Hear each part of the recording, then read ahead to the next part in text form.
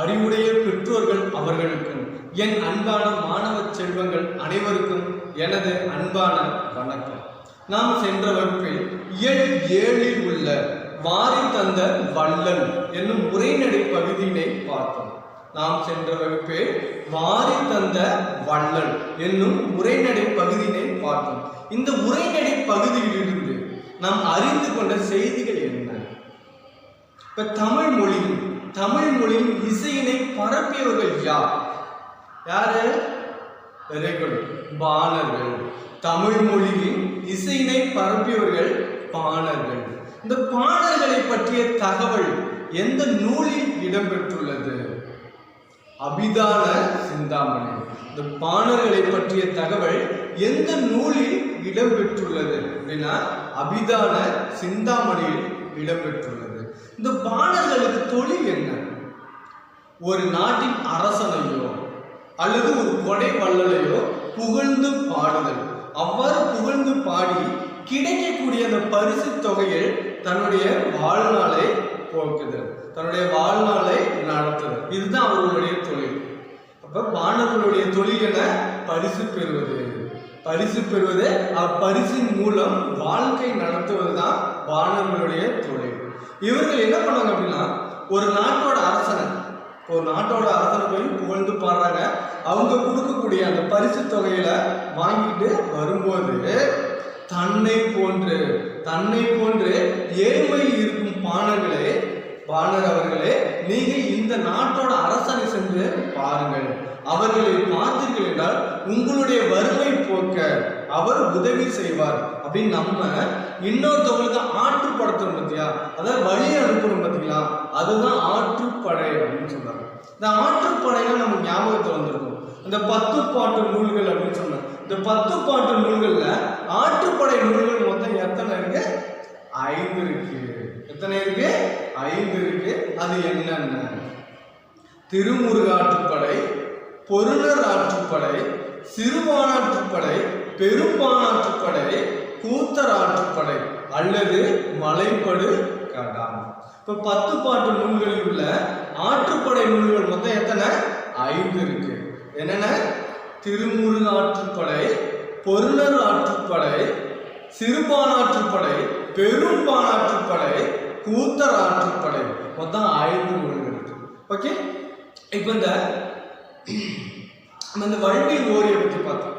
இந்த கடையெழு வள்ளல்கள் அப்படின்னு சொன்னாங்க. இந்த கடையெழு வள்ளல்கள் அப்படின்னு யாரு? பாரி, ஓரி, காரி, ஆய், அதியமான், நல்லி, பேகன். இவங்க 7 பேரை தான் கடையெழு வள்ளல்கள் அப்படின்னு சொன்னாங்க. இந்த கடையெழு வள்ளல்கள் யாராரு? பாரி, ஓரி, காரி, ஆய், பேகன், அதியமான், நல்லி. இவங்க 7 பேரையும் கடையெழு வள்ளல்கள் அப்படின்னு சொல்றாங்க. ஓகே, இந்த பேகன் செய்த தொண்டு தான் என்ன? இந்த பேகன் என்ன செஞ்சாரு? ஒரு சமயம் காட்டின் வழியாக நடந்து சென்று கொண்டிருக்கும் போது மயில் என்ன பண்ணுச்சு? தோகை விரித்து ஆடியது. அதை பார்த்து அந்த பேகன் என்ன பண்ணாரு? அந்த குளிரில், அந்த மழையின் மூலம் அந்த குளிர் அடிக்கும் பார்த்தீங்களா, அந்த குளிர்னால தான் மயில் என்ன பண்ணுது? நடுங்குகிறது அப்படின்னு நினைச்சிட்டு தான் போர்த்தி இந்த போர்வையை என்ன பண்ணாரு? மயிலுக்கு போர்த்தினார். அதனாலதான் இவரை மயிலுக்கு போர்வை போர்த்திய வள்ளல் பேகன் அப்படின்னு சொல்றாரு. ஓகே, நமக்கு அதியமான் என்ன பண்ணாரு? அதாவது அரிய நெல்லிக்கனியை அவ்வைக்கு தந்தவர் யார் அப்படின்னா அதியமான். அது என்ன அரிய நெல்லிக்கனி? அதோடைய பயன் என்ன அப்படின்னா அந்த நெல்லிக்கனியை சாப்பிட்டோம் அப்படின்னா நமக்கு சாவு என்பது, இறப்பு என்பது இல்லை. அவ்வளவு ஒரு அரிய நெல்லிக்கனியை தான் யாருக்கு கொடுத்தா? அதியமான் அவ்வைக்கு கொடுத்தார்.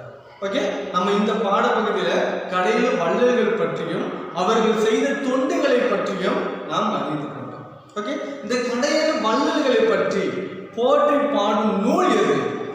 சிறுபானாற்றுப்படை. இந்த கடையெழு வள்ளல்களை பற்றி போற்றி பாடும் ஒரு நூல் எது அப்படின்னா சிறுபானாற்றுப்படை. ஓகே, இந்த நம்ம கொடை வள்ளல் இதுல பாத்தீங்கன்னா நம்ம யாரை பத்தி தெரிஞ்சுக்கிட்டோம் அப்படின்னா வல்வில் ஓரியை பத்தி பார்த்தோம். இந்த வல்வில் ஓரி பார்த்தீங்கன்னா வீரத்திலும் சரி கொடை திறத்திலும் சரி சிறந்தவர் அப்படின்னு சொன்னாங்க. வல்வில் ஓரி வீரத்திலும் கொடை திறத்திலும் சிறந்தவர். இவரை ஏன் வல்வில் அப்படின்னு சொல்றாங்க? இப்ப வல்வில் அப்படின்னா நம்ம அன்னைக்கே சொன்னோம். வல்வில்னா என்ன? நம்மளுடைய வில்லிலிருந்து புறப்பட்ட அம்பானது. நம்ம ஒரு வில்லு வச்சிருக்கோம், ஓகேவா? ஒரு வில்லு வச்சிருக்கோம். அந்த வில்லிலிருந்து நம்ம அம்பு எய்துறோம். அப்ப நம்ம ஏதாச்சும் ஒரு தொலைவை நோக்கி ஒரு பொருளை ஒரு இலக்காக வச்சுதான் நம்ம என்ன பண்ணுவோம்? அந்த அம்பு எய்துவோம். அவ்வாறு புறப்பட்ட அந்த அம்பானது அந்த இலக்கை தாக்கி அத்துடன் இல்லாமல் மற்ற பொருள்களையும் துளைத்து கொண்டு செல்வதுதான் வல்வில் அப்படின்னு சொன்னாங்க. இப்ப நம்ம ஆல்ரெடி வல்வில் ஓரி பற்றி சொல்லியிருக்கோம். இந்த வல்வில் ஓரி என்ன பண்ணாரு? ஒரு சமயம் காட்டுக்கு வேட்டையாட போறாரு. அவ்வாறு போகும்போது அவருக்கு எதிரே என்ன நின்றுச்சு? வெரி குட், யானை நின்றுச்சு. உடனே என்ன பண்ணாரு? தன்னுடைய வில்லிலிருந்து அம்பு எய்தார். அந்த அம்பானது என்ன பண்ணுச்சு? யானையின் நெற்றியில் பாய்ந்தது. பாய்ந்ததோடு நின்று விட்டதா? இல்லை, அதன் அருகில் சென்ற கலைமானை கொன்றது. அந்த மானை கொல்ல வந்த பெரும் புலியை கொன்றது. அதன் அருகில் இருந்த காட்டு பன்றியை கொன்று ஒரு புற்றின் மேல் படுத்திருந்த உடம்பை கொன்று தன் சினம் தீர்த்தது அப்படின்னு சொல்லுவோம். அதனாலதான் ஓரிய வல்வில் ஓரி அப்படின்னு சொல்றாங்க. இப்ப வல்வில் அப்படின்னா என்ன அர்த்தம்? வில்லாற்றலில் சிறந்தவனதான் வல்வில் அப்படின்னு சொல்றாங்க. நம்ம ராமனை கூட வல்வில் ராமன் அப்படின்னு சொல்றாங்க. இந்த கதையை நான் உங்களுக்கு சொல்லியிருக்கேன். ஓகே, இப்ப நம்ம மாறி தந்த வள்ளல் என்னும் அந்த உரைநடை பகுதியில் பாடல்களை பற்றியும் 10 பாட்டு நூலில் உள்ள ஆற்றுப்படை நூல்கள் பற்றியும் பாடல்களை பற்றிய தகவல் உள்ள அபிதான சிந்தாமணி என்னும் நூலை பற்றியும் கடையேழு வள்ளல்கள் பற்றியும் அறிந்து கொண்டோம். நாம் இன்று பார்க்க போவது என்ன அப்படின்னா தலைமை பண்பு மற்றும் கர்ம வீரர் காமராசர் என்னும் பொது கட்டுரையும் பார்க்க போறோம். இப்ப நம்ம இன்னைக்கு என்னென்ன பார்க்க போறோம்? தலைமை பண்பு என்னும் துணைப்பாட பகுதியையும் கர்ம வீரர் காமராசர் என்னும் பொது கட்டுரையும் நம்ம இன்று பார்க்க இருக்கின்றோம். தலைமை பண்பு, இப்போ ஒரு பள்ளியில தலைமையா இருக்கிறது கூட ஒரு பண்பு வேண்டும். இப்ப எல்லாருக்குமே தலைமை பொறுப்பு கிடைத்து விடுமா? நல்லா யோசிச்சு பாருங்க. இப்ப நம்மளுடைய கிளாஸ்ல ஒரு 30 பேர் இருக்கும் அப்படின்னா இந்த 30 பேரும் லீடர், அதாவது தலைமையானவன் அப்படின்னு சொல்ல முடியுமா? சொல்ல மாட்டாங்க. அப்போ ஒரு தலைமை ஒரு 100 பேருக்கு, இப்போ நம்ம ஊர்ல ஒரு 100 பேர் இருக்காங்கன்னா இந்த 100 பேருக்கும் நான் தான் தலைவன் அப்படின்னு ஒரு தலைமை பொறுப்பை ஏற்க வேண்டும்னா அதற்கு சில பண்புகள் இருக்கு. அந்த பண்புகள் என்னென்ன அப்படின்னு நம்ம பார்க்க போறோம். இந்த பண்புகளை பின்னாடி நாம் கடைபிடித்து நாமும் ஒரு தலைவன் ஆகலாம்.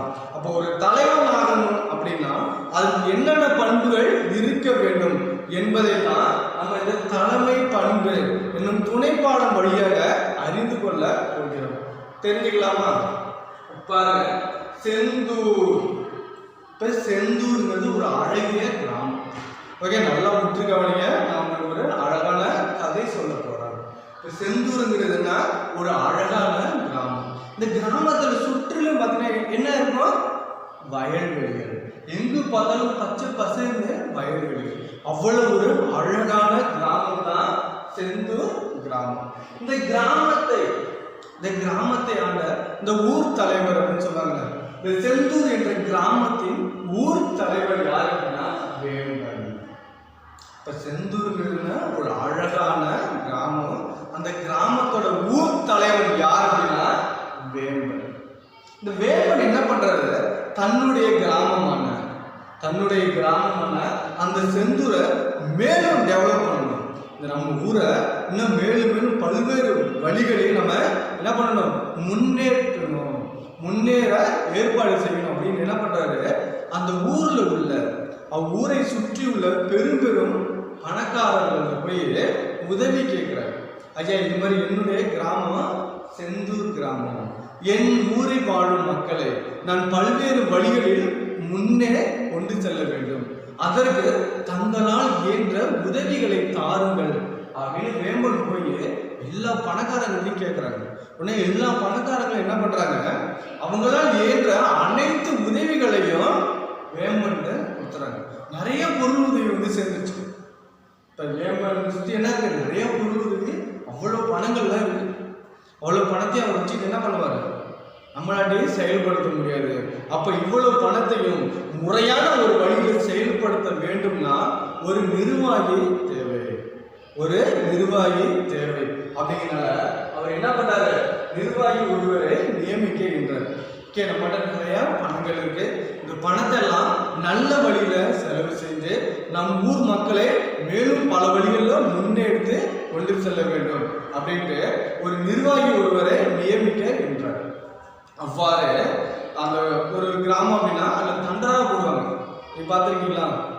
இப்போ இல்லை, முன்னாடிலாம் பார்த்தீங்கன்னா ஒரு பெரிய முரசு ஒன்று வச்சுருப்பாங்க.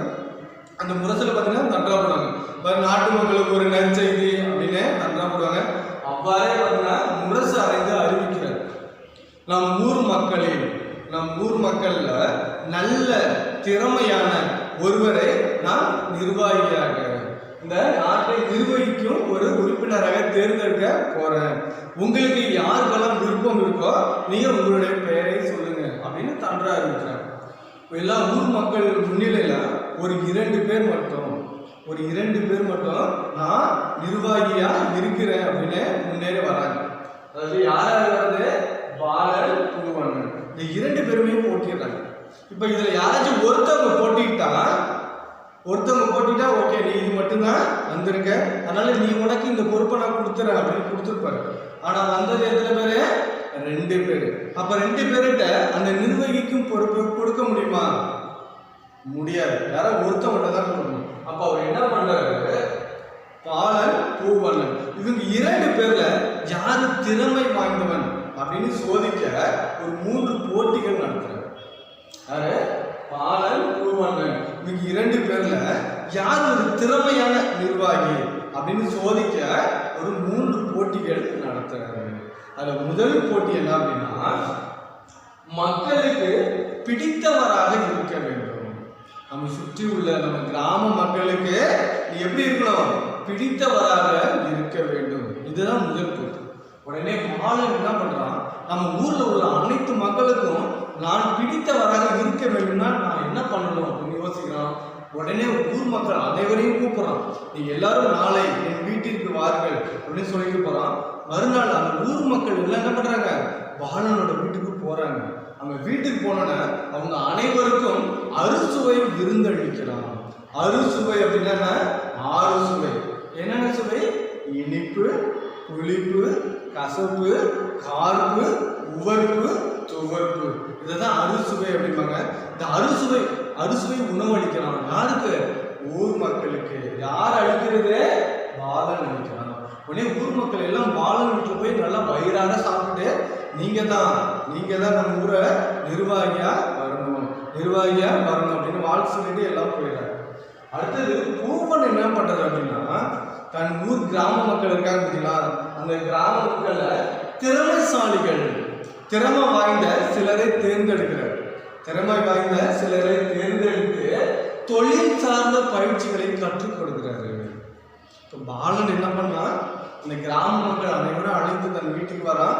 வீட்டுக்கு வந்தோன்னா அவங்க எல்லாருக்குமே அறுசுவை உணவை கொடுக்குறான். அனைவரும் சாப்பிட்டு நீங்க நல்லா இருக்கணும், நீங்க தான் எங்க ஊரு நிர்வாகியா வரணும் அப்படின்னு சொல்லிட்டு போயிடுறாங்க. ஆனா பூவன் என்ன பண்றாரு, அந்த ஊர் கிராம மக்கள்ல திறமை வாய்ந்த சிலரை தேர்ந்தெடுத்து அவருக்கு தொழில் சார்ந்த பயிற்சிகளை கற்றுத்தராரு. உடனே 2வது போட்டி ஆரம்பிக்கிறாங்க. முதல் போட்டி முடிஞ்சிச்சு, ஓகேவா? அடுத்து 2வது போட்டி என்ன அப்படின்னா, மக்களின் சமூக பொருளாதார முன்னேற்றத்தை மேம்படுத்த வேண்டும். மக்களின் சமூக பொருளாதார முன்னேற்றத்தை மேம்படுத்த வேண்டும். இதுதான் 2வது போட்டி. உடனே பாலன் என்ன பண்றான் அப்படின்னா, தன்னிடம் இருந்த, பாலன் பார்த்தீங்கன்னா ஒரு பெரிய செல்வந்தர். அவர் என்ன பண்றான், தாங்கிட்ட இருந்த அனைத்து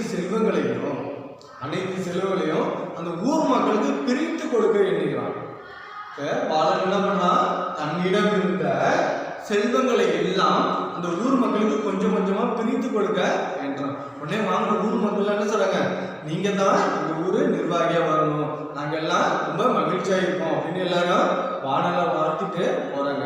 ஆனா பூவண்ணன் என்ன பண்றான், கல்வியுடன் கல்வியுடன் மற்ற கலைகளையும் சேர்த்து கற்றுக் கொடுக்க எண்ணுகிறான். கல்வியுடன் மற்ற கலைகள், இப்ப தமிழர்களின் வீர கலைகள் நம்ம பார்த்தோம். என்னன்னு பார்த்தோம்? வில்வித்தை, மருப்போர், சிலம்பாட்டம், ஏறு தழுவுதல், இதெல்லாமே நம்ம பார்த்தோம். இப்ப பூவணன் என்ன பண்றான்? கல்வி மட்டும் போதாது, இவனுக்கு மற்ற தமிழர்களின் வீர கலைகளையும் கற்றுக் கொடுக்கிறான். இவனை பார்த்து மற்றவங்களால என்ன பண்றாங்க? ஏழை நம்ம சிரிக்கிறாங்க. பூவணன் பார்த்து அந்த ஊர் மக்கள் எல்லாமே, நீ எல்லாம் நிர்வாகியா வரமாட்ட, நீ இந்த வேலைக்கு சரிப்பட்டு வரமாட்ட அப்படின்னு எல்லாருமே என்ன பண்றாங்க? கிண்டல் பண்ணி சிரிக்கிறாங்க. பாலனை பார்த்துட்டு சிரிக்கிறான். எப்படி இந்த பொறுப்புக்கு நான் தான் தகுதியானவன், நீ தகுதியற்றவன், ஊர் மக்கள் எல்லாரும் என் பக்கம் தான் இருக்காங்க, அதனால நான் தான் வெற்றி அடைவேன் அப்படின்னு எல்லாம் சிரிச்சுட்டு போயிடுறாங்க.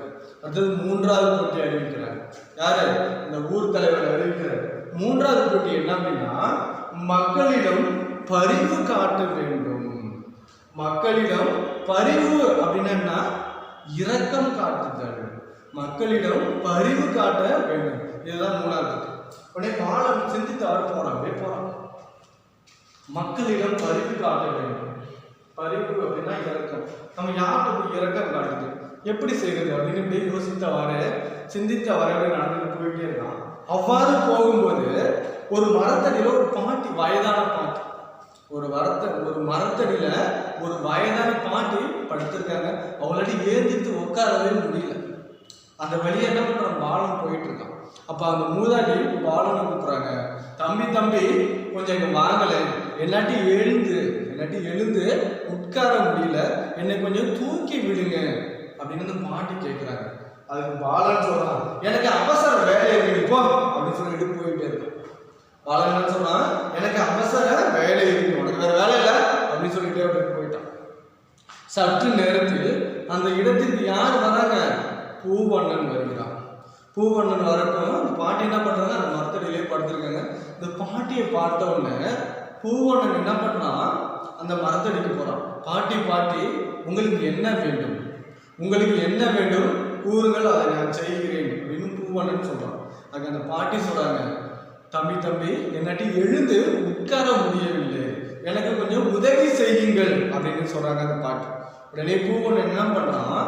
அந்த பாட்டி அம்மாவை அப்படியே அழகா தூக்கி உட்கார வைத்ததோடு மட்டுமல்லாமல் அந்த பாட்டின் களைப்பு போக்க, அந்த பாட்டி சாப்பிடாம இருக்காங்க. நம்ம சாப்பிடல அப்படின்னா முகத்தோற்றம் மாறும்ல, அதனால அந்த பாட்டியோட களைப்பு நீங்க அருகில் சென்று உணவு வாங்கி கொண்டு கொடுக்கலாம். பாட்டியம்மா, உங்களுடைய முகம் ரொம்ப களைப்பா இருக்கு, நீங்க இந்த உணவை சாப்பிடுங்க, இந்த உணவை உட்கொள்ளுங்க, உங்களுக்கு தெம்பு வரும், நீங்க கொஞ்சம் நடந்து போயிடலாம் அப்படின்னு உதவி பண்ணோம். ஓகேவா? இதெல்லாம் உதவி பண்ணி முடிச்சிடறாங்க. மறுநாள் என்ன பண்றாங்க? கூட்டம் நடைபெறுது. இப்ப நம்மளுடைய வேம்பன் ஒரு 3 போட்டிகள் வச்சாரு. முதல் போட்டினா மக்களுக்கு பிடித்தவாறு இருக்க வேண்டும். இல்ல பாலன் என்ன பண்ணா? அந்த ஊர் மக்கள் அனைவரையும் அழைத்து அறுசுவை விருந்தளித்தான். இப்ப பூவன் என்ன பண்ணாரு? அந்த ஊர் மக்கள்ல திறமைசாலிகள் சிலரை தேர்ந்தெடுத்து அவருக்கு தொழில் சார்ந்த பயிற்சிகளை கற்றுக் கொடுத்தார். இப்ப இரண்டாவது போட்டினா மக்களின் சமூக பொருளாதார முன்னேற்றத்தை மேம்படுத்த வேண்டும். இப்ப பாலன் என்ன பண்ணாரு? தன்னிடம் இருந்த செல்வங்களை அந்த மக்களுக்கு பிரித்து கொடுத்தார். பூவன் என்ன பண்ணாரு? கல்வியுடன் மற்ற கலைகளையும் சேர்த்து கற்றுக் கொடுத்தார். மூன்றாவது போட்டினா மக்களிடம் பரிவு காட்ட வேண்டும். இப்ப மக்கள் அப்படின்னா பொதுமக்கள பரிவு அப்படின்னா இரக்கம் கொள்ளுதல் வேண்டும், இரக்கம் காட்டுதல் வேண்டும். அப்ப பாலன் இரக்கம் காட்டினானா? இல்லை. ஆனா பூவன் என்ன பண்ணா? அந்த பாட்டியை தூக்கி உட்கார வைத்து அவர்களுக்கு தேவையான உணவினை வழங்கினான். ஓகே. இப்ப மறுநாள் வேம்பன் சொன்ன இந்த 3 போட்டிகளும் நிறைவு பெற்றது. அந்த ஊர் தலைவரான வேம்பன் சொன்ன இந்த 3 போட்டிகளும் நிறைவு பெற்றது. அடுத்த நாள் என்ன பண்றாரு? வேம்பன் ஊர் மக்களுக்கு ஒரு அறிவிப்பு செய்றார்.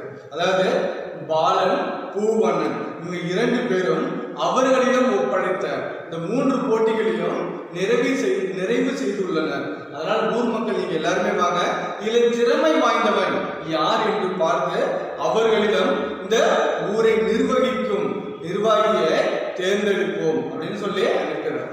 இப்போ மறுநாள் என்ன பண்றாங்க, அந்த ஊர் மக்கள் கூட்டம் நடைபெறுது. ஊர் மக்கள் அனைவரும் வந்து அந்த கூட்டம் நடைபெறும் இடத்திற்கு திரண்டு வந்துட்டாங்க. இப்போ நம்ம ஊர்ல கூட்டம் நடைபெற்றுச்சு அப்படின்னா ஊர் மக்கள் எல்லாருமே வருவாங்கல்ல, அது போலவே அந்த சிற்றூரிலையும் எல்லா ஊர் மக்களுமே என்ன பண்ணாங்க, வந்துட்டாங்க. ஓகே, அந்த ஊர் மக்கள் எல்லாமே தனக்குள்ளேயே பேசிக்கிறாங்க, இந்த பாலன் தான் இந்த ஊரை நிர்வகிக்கும் நிர்வாகியாக வர வேண்டும் அப்படின்னு அந்த ஊர் மக்கள் எல்லாமே தனக்குள்ளவே முணுமுணுங்கிறாங்க. இந்த ஊர் தலைவர் வந்து பாலனை தான் தேர்ந்தெடுக்கணும் அப்படின்னு ஊர் மக்கள் எல்லாமே முணுமுணுத்து போறாங்க. ஆனா பூவண்ணன் என்ன பண்றாரு, அப்படியே அமைதியா அப்படியே காத்து கொண்டு இருக்கிறார், அப்படியே அமைதியா இருக்காரு. அந்த நேரத்துல என்ன பண்றாரு, ஊர் தலைவர் கூட்டத்துக்குள்ள வர்றாரு. வந்தோடனே ஊர் மக்கள் அனைவரும் எழுந்து வணக்கம் ஐயா பாருங்கள் அப்படிங்கிறாங்க. அவர் வந்து என்ன பண்றாரு, ஊர் தலைவர் வந்து உட்காந்துட்டு, பாலன், பூவண்ணன், நீங்க 2 பேரும் அந்த நான் தந்த 3 போட்டிகளையும் முடித்துள்ளீர்கள் என்று நம்புகிறேன். பாலன், நீ என்னென்ன செஞ்ச, நீங்க முதல்ல சொல்லுங்க அப்படிங்கிறார். உடனே பாலன் சொல்றாரு, ஐயா நான் வந்து ஊர் மக்களுக்கு எல்லாமே அறுசுவை உணவு தந்திருக்கேன். அத்துடன் இல்லாமல் என்னுடைய செல்வங்களை எல்லாம் நான் அவர்களுக்கு பிரித்து கொடுக்க எண்ணியுள்ளேன் அப்படின்னு சொல்றாரு. உடனே அவருக்கு பார்க்கிறார், ஊர் தலைவர் சொல்றாரு, பாலன், நீங்க செய்த செயல்கள் அனைத்தும் அற்புதமானவை. ஆனா நீங்க செய்த செயல்கள் அனைத்தும் இக்கால தேவைக்கு மட்டுமே பயன்படும், எதிர்கால தேவைக்கு பயன்படாது. ஆமா, எனக்கு பாலன் அறுசுவை உணவு வழங்கியிருக்கான். இன்று தருவான், நாளை தருவானா, நாளை மறுநாள் தருவானா, உங்களுடைய குழந்தைகளுக்கு தருவானா, உங்களுடைய பேர குழந்தைகளுக்கு தருவானா அப்படின்னா தரமாட்டான். அடுத்தது அவருடைய செல்வங்கள், இன்று உள்ள செல்வங்களை பிரித்து தரார். இது நாளை நம்மளுடைய குழந்தைகளுக்கு பயன்படுமா, நம்மளுடைய பேர குழந்தைகளுக்கு பயன்படுமா அப்படின்னா பயன்படாது. அப்ப இக்கால தேவைக்கு மட்டும்தான் பாலன் செய்த செயல்கள் அனைத்தும் பயன்படும் அப்படின்னு சொல்றாரு. அடுத்து பூவண்ணனை கேட்கிறார், பூவண்ணன், நீங்க என்னென்ன செயல்கள் செஞ்சிருக்கீங்க சொல்லுங்க அப்படிங்கிறார். உடனே பூவண்ணன் சொல்றார், ஐயா நான் நம் ஊர்ல திறமைசாலிகள் சிலரை தேர்ந்தெடுத்து அவர்களுக்கு தொழில் சார்ந்த கல்வியினை அளித்துள்ளேன், மேலும் கலைகள் பலவற்றையும் கற்றுக் கொடுத்துள்ளேன் அப்படின்னு சொல்றார். உடனே தலைவர் யோசிக்கிறார், வெரி குட், எதிர்கால தேவைகளுக்கு நீ கற்றுக் கொடுத்த கல்வியும் கலைகளும் பயன்படும். ஆதலால் இந்த ஊரை நிர்வகிக்கும் பொறுப்பினை உனக்கே தருகிறேன் அப்படின்னு ஊர் தலைவர் சொல்கிறார். உடனே ஊர் மக்கள் அனைவரும் என்ன பண்றாங்க, பயங்கரமா சத்தம் போடுறாங்க, ஐயா நீங்க பாலனுக்கு தான் இந்த பொறுப்பை கொடுக்கணும், பூவண்ணனுக்கு இந்த பொறுப்பை கொடுக்க கூடாது. ஏன்னா பாலன் தான் எங்களுக்கு அறுசுவை உணவு வழங்கியிருக்கான், அவருடைய சொத்துக்கள் எல்லாம் பிரிச்சு தரேன்னு சொல்லியிருக்காரு. அதனால ஏன் பாலனை தான் தேர்ந்தெடுக்கணும் அப்படின்னு சொல்றாங்க. உடனே ஊர் தலைவர் சொல்றாரு, சற்று அமைதியா இருங்க அப்படின்னு சொல்லிட்டு அங்க கூட்டம் நடைபெறதில்ல. அந்த கூட்டத்துக்கு பின்னாடி ஒரு மரம் இருக்கு, அந்த மரத்தை நோக்கி போயிடுறாரு. சென்று சற்று நேரத்தில் ஒரு மூதாட்டி வேடமிட்டு வருகிறார். ஒரு மூதாட்டி வராங்க. மூதாட்டி எப்படி வருவாங்க, அப்படி கையில் ஒரு குச்சி ஒன்று வச்சுட்டு இப்படி தட்டு மாதிரி இப்படி வருவாங்களா. அப்படி வரப்போ அவங்க என்ன பண்ணுறாங்க, அப்படியே கீழே விழுகிற மாதிரி போகிறாங்க. உடனே பூவன் என்ன பண்ணுறாங்க, இது ஓடி போய் அந்த பாட்டியை அப்படியே பிடிச்சி நிறுத்துறாரு. அப்படியே போய் தாங்கி இந்த பாட்டியை என்ன பண்ணுறாரு, அப்படியே நிறுத்துறாரு. அப்போதான் அந்த வேடத்தை என்ன பண்ணுறாரு, பாட்டியை வந்தாருங்கல்ல, அந்த பாட்டி தன்னுடைய வேடத்தை கலைக்கிறாங்க. கலைத்தா யாரு, அதுதான் அந்த ஊர் தலைவர். அப்போ அந்த ஊர் தலைவர் மக்கள்கிட்ட சொல்றாரு, என்ன சொல்றாரு அப்படின்னா, மக்களின் முன்னேற்றம், கல்வி அறிவு, கலைகளை அறிதல், இந்த திறமைகள்லாம் யாருக்கு இருந்துச்சு, பூவண்ணன்ட்ட இருந்துச்சு. அதாவது எதிர்கால தேவைகளுக்கு பயன்படும் எதிர்கால சிந்தனை, சமூக பொருளாதார முன்னேற்றம், மக்களிடம் பரிவு, இந்த 3 போட்டிகளிலும் சிறந்தவனாக விளங்கியவன் யாருக்குன்னா பூவண்ணன் தான். ஏன்னா இந்த 3 திறமைகளும் யாரிடம் இருந்தது அப்படின்னா பூவண்ணன்ட்ட தான் இருந்துச்சு. பாலன்ட்ட மக்களிடம் பரிவு இல்லை, மக்களிடம் இரக்கம் கொள்ளும் அந்த பண்பு இல்லை. அந்த பண்பு யார்கிட்ட இருக்கு, பூவண்ணன்கிட்ட தான் இருக்கு. அதனாலதான் அவனை தான் நம் ஊரை நிர்வகிக்கும் நிர்வாகியாக நான் தேர்ந்தெடுத்திருக்கிறேன் அப்படின்னு சொன்னோன்னு ஊர் மக்கள் அனைவரும் என்ன பண்ணாங்க, அதை ஏற்றுக்கிட்டாங்க. ஓகே மாணவர்களே, நம்ம இப்ப தலைமை பண்பை பெற வேண்டும் எனில் நம்மளிடம் இருக்க வேண்டிய அந்த 3 பண்புகள் எது அப்படின்னா, ஒன்று எதிர்கால சிந்தனை, இக்கால இல்லை எதிர்கால சிந்தனை இருக்கணும், சமூக பொருளாதார முன்னேற்றம் இருக்க வேண்டும், மக்களிடம் பரிவு காட்ட வேண்டும். இந்த 3 நற்பண்புகளும் நம்மளிடையே இருக்குமானால் நாளைய தலைவன் நாம் தான். ஓகே, இப்போ நம்ம தலைமை பண்பு என்னும் துணைப்பாட பகுதியிலிருந்து நாம் அறிந்து கொண்ட பண்புகள் இந்த 3 தான். இந்த 3 பண்புகளையும் நாம் வளர்த்து கொள்வோம், நாளைய தலைவனாக பொறுப்பேற்று கொள்வோம். ஓகே, இந்த கதை உங்களுக்கு பிடித்திருக்கும் அப்படின்னு நான் நம்புறேன். நீங்க இக்கதையில் உள்ள கதை மாந்தர்கள் போல வேடம் அணிந்து நடித்து அதை வீடியோவாக பதிவு செய்து எனக்கு அனுப்புமாறு அன்புடன் கேட்டுக்கொள்கிறேன். நான் இப்ப அடுத்தது கர்ம வீரர் காமராசர் என்னும் பொது கட்டுரையிலேயே பார்ப்போம். இப்பொழுது கருப்பு காந்தி எனவும் தென்னாட்டு காந்தி எனவும் ஏழை பங்காளர் எனவும் படிக்காத மேதை எனவும் புகழப்பட்ட காமராசர் அவர்களின் வாழ்விலே கட்டுரை வடிவை பார்க்க போகிறோம். பார்க்கலாமா? கர்ம வீரர் காமராசர். கர்மம் அப்படின்னா செயல் வீரர் தான் காமராசர்.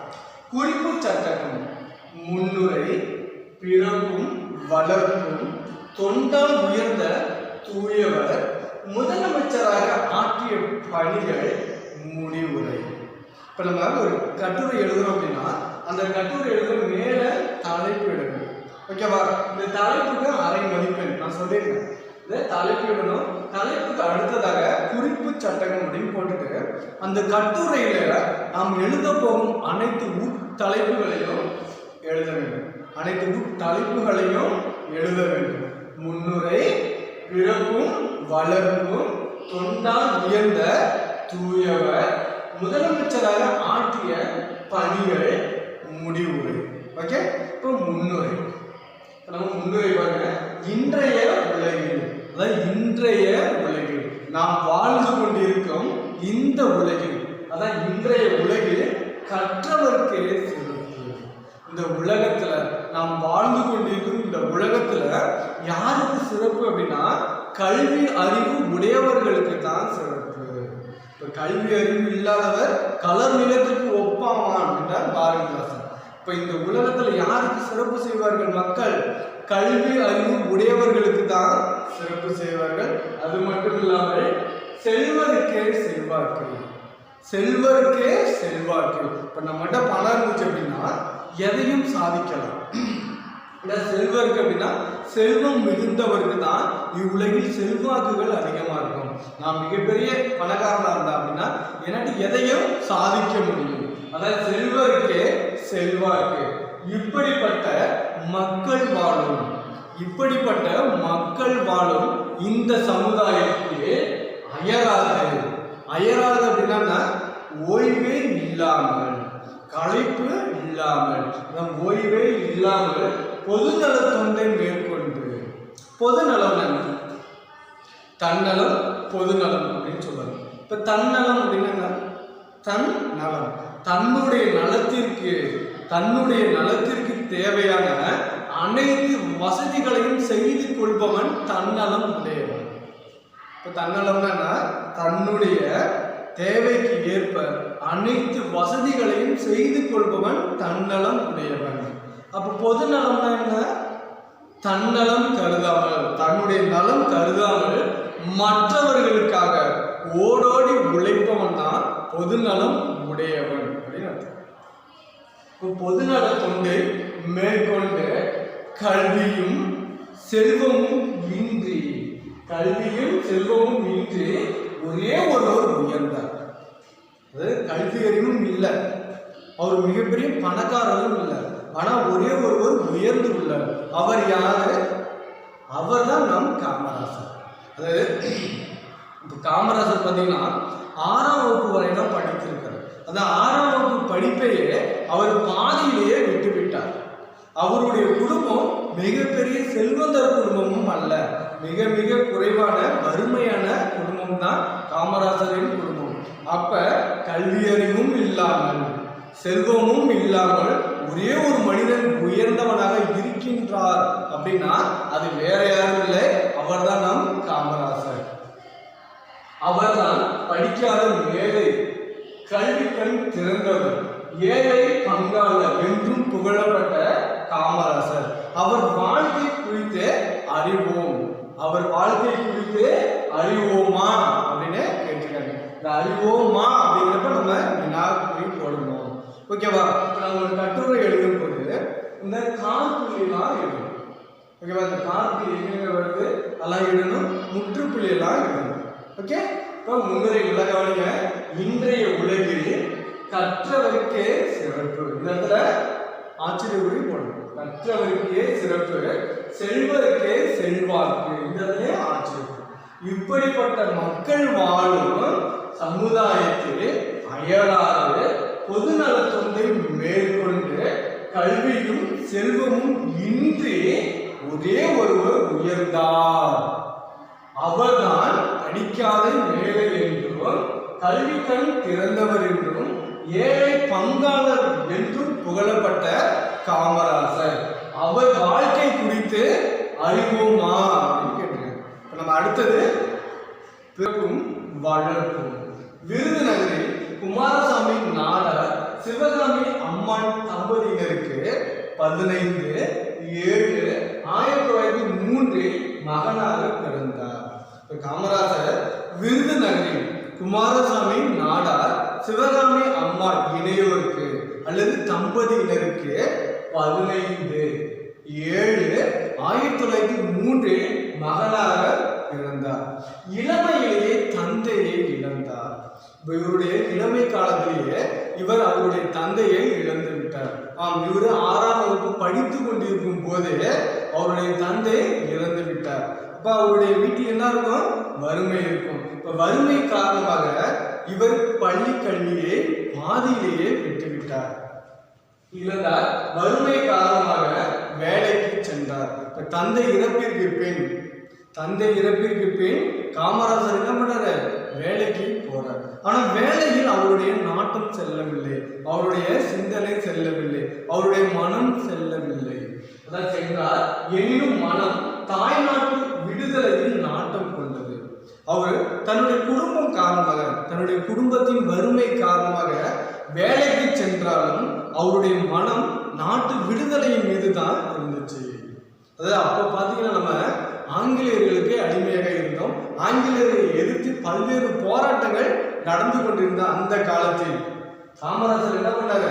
வேலைக்கு போகாம தன்னையும் போராட்டத்தில் ஈடுபடுத்திக் கொண்டார். அதற்கு அவர் முதலில் என்ன செய்தார் அப்படின்னா காங்கிரஸ் இயக்கத்தில் தம்மை இணைத்துக் கொண்டார். அப்ப பாத்தீங்கன்னா இந்தியா முழுக்க காங்கிரஸ் மிகப்பெரிய பலம் வாய்ந்த கட்சியாக இருந்தது. அப்ப காமராஜர் என்ன பண்றாரு? காங்கிரஸ் இயக்கத்தில் தன்னை ஒரு உறுப்பினராக இணைத்துக் கொண்டார். அத்துடன் இல்லாமல் காந்தியடிகளின் தீவிர தொண்டனாகவும் மாற்றிக்கொண்டார். காங்கிரஸ் கட்சியில் இணைகிறாரு, பல்வேறு போராட்டங்களை கலந்துக்கிறாரு, சிறை தண்டனையும் பெறுகிறார். இறுதியில் காந்தியடிகளின் தீவிர தொண்டனாகவும் மாறுகிறார். இறுதியில் தமிழ்நாடு காங்கிரசின் தலைவராகவும் ஆனார். யாரு? நம்முடைய காமராஜர். எனினும் மனம் தாய்நாட்டு விடுதலையில் நாட்டம் கொண்டது. காங்கிரஸ் இயக்கத்தில் தம்மை இணைத்துக் கொண்டு காந்தியடிகளின் தொண்டரானார். தமிழ்நாடு காங்கிரசின் தலைவரானார். அழகான பிறப்பும் வளர்ப்பும். விருதுநகரில் குமாரசாமி நாடார் சிவகாமி அம்மான் தம்பதியினருக்கு 15/7/1903 மகனாக பிறந்தார். இளமையிலேயே தந்தையை இழந்தார். வறுமை காரணமாக வேலைக்கு சென்றார். எனினும் மனம் தாய்நாட்டு விடுதலையில் நாட்டம் கொண்டது. நாட்டம் அப்படின்னா ஆர்வம், விருப்பம் கொண்டது. காங்கிரஸ் இயக்கத்தில் தம்மை இணைத்துக் கொண்டு காங்கிரஸ் கட்சியில தம்மை ஒரு உறுப்பினராக இணைத்துக் கொண்டு காந்தியடிகளின் தொண்டரானார். தமிழ்நாடு காங்கிரசின் தலைவரானார். தொண்டர் உயர்ந்த தூயவர். தூயவன் அப்படின்னா தூய உள்ளம் கொண்டவர். தூயவர் அப்படின்னா தூய உள்ளம் கொண்டவர், அதாவது தீய குணங்கள் அற்றவர். தீய குணங்கள் அற்றவர், தூய உள்ளம் கொண்டவர் தான் தூயவர். இவர் பார்த்தீங்கன்னா கட்சியில உடனே வளர்ந்துலாம் போகவில்லை. இப்போ ஒரு 10 படி இருக்கு. முதல் படி, 2ஆம் படி, 3ஆம் படி அப்படின்னு 10 படி இருக்கு. நம்ம முதல் படியில கால வச்சு 10வது படியில கால வைக்க முடியுமா? முடியாது. நம்ம படிப்படியாக தான் என்ன பண்ணணும், நடந்து செல்ல வேண்டும். அதுபோல காமராசர் அவர்களும் பார்த்தீங்கன்னா தொண்டர்ல ஆரம்பிச்சு பல்வேறு போராட்டங்கள் நடைபெற்று பல்வேறு போராட்டங்களில் தன்னை கலந்து கொண்டு இறுதியாக தான் தலைவராக வந்துள்ளார். ஓகே, தொண்டால் உயர்ந்த தூயவர். படிப்படியாக தன் தொண்டால் உயர்ந்து படிப்படியாக தம்முடைய தொண்டால் உயர்ந்து தமிழக முதல்வராகவும் நம்ம தமிழ்நாட்டோட முதலமைச்சராக 1954ஆம் ஆண்டு முதல் 1963ஆம் ஆண்டு வரை கிட்டத்தட்ட 9 ஆண்டு காலம் தமிழ்நாட்டின் முதலமைச்சராக அங்கம் வகித்தவர் யார் அப்படின்னா காமராசர். அனைத்து இந்திய காங்கிரசின் தலைவராகவும் ஆனார். அதாவது காமராசர் அவர்கள் படிப்படியாக தன்னை உயர்த்தி கொண்டு தமிழ்நாடு காங்கிரசின் தலைவரானார். பிறகு தமிழ்நாட்டின் முதலமைச்சரானார். பிறகு அனைத்து இந்திய காங்கிரஸ் கட்சியின் தலைவராகவும் ஆனார். அவர் தலைவரான பிறகு நேரு இறப்பில் நம்ம பாரத பிரதமர் நேரு அவர்கள் இருக்காங்க, நேரு அவர்கள் இறந்து போனார். அதாவது காமராசர் அவர்கள் தலைமை பொறுப்பை ஏற்ற அடுத்த ஆண்டு நேரு அவர்கள் இறந்து போனார். நேரு இறப்பிற்கு பின் அந்த கட்சியில பார்த்தீங்கன்னா பல்வேறு குழப்பங்கள் ஏற்பட்டன. நான் தான் பிரதமராக வேண்டும் அப்படின்னு பல்வேறு குழப்பங்கள் ஏற்பட்டன. ஆனால் அச்சமயத்தில் காமராசர் அவர்கள் நினைத்திருந்தால் அவரே நாட்டின் பிரதமராக வாய்ப்பு இருந்தது. ஆனால் அவர் அதை விரும்பவில்லை. அதை விரும்பாமல் லால் பகதூர் சாஸ்திரியை பிரதமராக்கினார். காமராசர் தான் பிரதமர் ஆகாமல் லால் பகதூர் சாஸ்திரி என்னும் ஒருவரை பிரதமராக்கினார். சிறிது காலத்திற்கு பின் சாஸ்திரி அவர்களும் இறந்து விட்டார். பின் கட்சியில் மீண்டும் குழப்பங்கள் ஏற்பட்டன. பின் காமராசர் அவர்கள் நேருவின் அன்பு மகளான இந்திரா காந்தியை பிரதமராக்கிய பெருமை உடையவர் யாருன்னா காமராசர். முதல்வராகவும் அனைத்து இந்திய காங்கிரசின் தலைவராகவும் ஆனார். பிரதமர் நேரு இறப்பிற்கு பின் லால் பகதூர் சாஸ்திரியையும் இறப்பிற்கு பின் இந்திரா காந்தியையும் பிரதமராகிய பெருந்தலைவர் யார் அப்படின்னா நம்மளுடைய காமராசர் அவர்கள். முதலமைச்சராக ஆற்றிய பணிகள். இவர் தமிழ்நாட்டில் 1954ஆம் ஆண்டு முதல் 1963ஆம் ஆண்டு வரை கிட்டத்தட்ட ஒரு 9 ஆண்டுகள் தமிழ்நாட்டின் முதலமைச்சராக பணியாற்றினார்.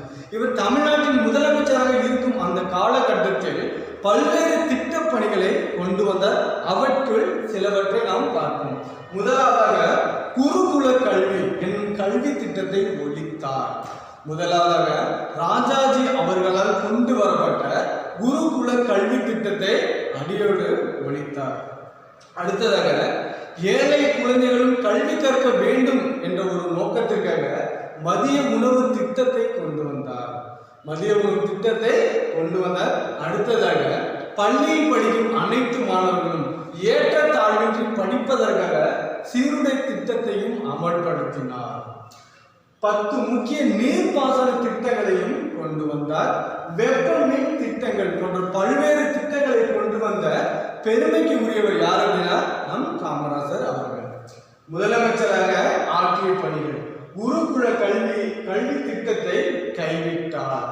மதிய உணவு திட்டம், சீருடை திட்டம், 10 முக்கிய நீர்ப்பாசன திட்டம், வெப்ப மின் திட்டங்கள் போன்ற திட்டங்கள் அனைத்தும் காமராசரால் ஏற்படுத்தப்பட்டவை. இது முடிவுரை. இப்போ முன்னுரை அப்படின்னு ஒன்று இருந்தால் முடிவுரை அப்படின்னு கட்டாயம் எழுதியாகும். ஒரு கட்டுரையில முன்னுரையும் இருக்கணும், முடிவுரை கட்டாயம் இடம்பெற்றிருக்க வேண்டும். இல்லைன்னா அந்த கட்டுரை மீண்டும் போய்கிட்டே இருக்கு அப்படின்னு அர்த்தம். ஓகேவா? இப்போ முடிவுரை. தென்னாட்டு காந்தி எனவும் கருப்பு காந்தி எனவும் போற்ற பெற்ற நம் காமராசர் அவர்கள். காமராசர் அவர்களை தென்னாட்டு காந்தின்னு சொல்லுவாங்க, கருப்பு காந்தி அப்படின்னா சொல்லுவாங்க. ஏழை பங்காளர், படிக்காத மேதை, கிங் மேக்கர் அப்படின்னு நிறைய பெயர்களை சொல்லுவாங்க. காந்தியடிகளின் பிறந்த நாளான இவ்வளவு சிறப்புக்குரிய நம்மளுடைய காமராசர் அவர்கள் காந்தியின் பிறந்த நாளான அக்டோபர் 2 இவ்வுலக வாழ்வை நீத்தார். இவ்வளவு பெருமைக்குரிய நம்மளுடைய காமராசர் அவர்கள் அக்டோபர் 2 அதாவது காந்தியடிகளோட பிறந்த நாளான அக்டோபர் 2 இவ்வுலக வாழ்வை நீத்தார். காந்தியடிகளுடன் இரண்டர கலந்த காமராசரை நினைவு கூர்வோம், அவர் வழி நடப்போம் என்று நாம் அனைவரும் சபதம் ஏற்க வேண்டும். இந்நாளில் என்ன தலைமை பண்பு என்னும் துணைப்பாட பகுதியினையும் கருப்பு வீரர் காமராசர் என்னும் பொது கட்டுரையை எவ்வாறு எழுதலாம் என்பதை பற்றியும் நாம் இன்று அறிந்து கொண்டோம். மாணவர்களே, நீங்கள் அனைவரும் கர்ம வீரர் காமராசர் என்னும் பொது கட்டுரைகளை உங்களுடைய வகுப்பேட்டில் எழுதுமாறு அன்புடன் கேட்டுக்கொள்கிறேன். நன்றி, வணக்கம்.